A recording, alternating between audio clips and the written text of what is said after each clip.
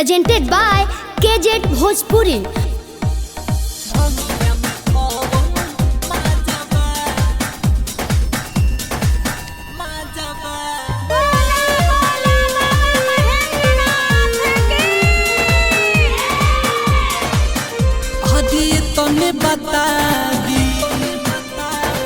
तने बता दिए भोला जी भंगिया में कौन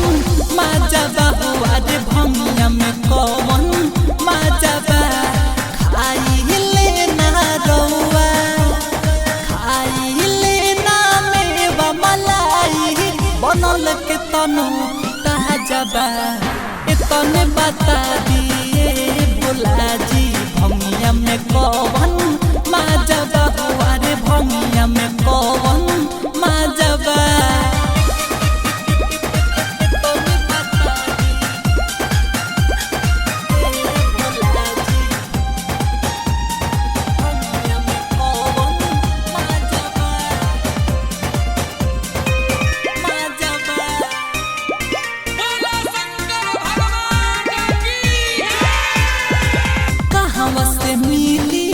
खाली रहिले वो पइए में कहाँ से मिली भंगिया खाली रहिले वो पइए में दोसरा के दिले महल रउआ रही मड़इए में जेकर बानी मन घर जेकर बानी मन घर उहे का हाथ देखी राजा बा तने बता दिए भोला जी भंगिया में कौन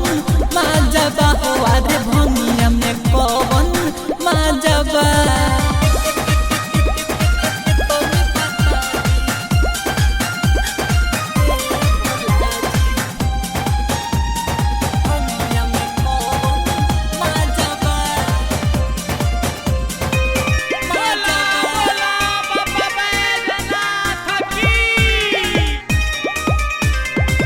पी के रौरा भंगिया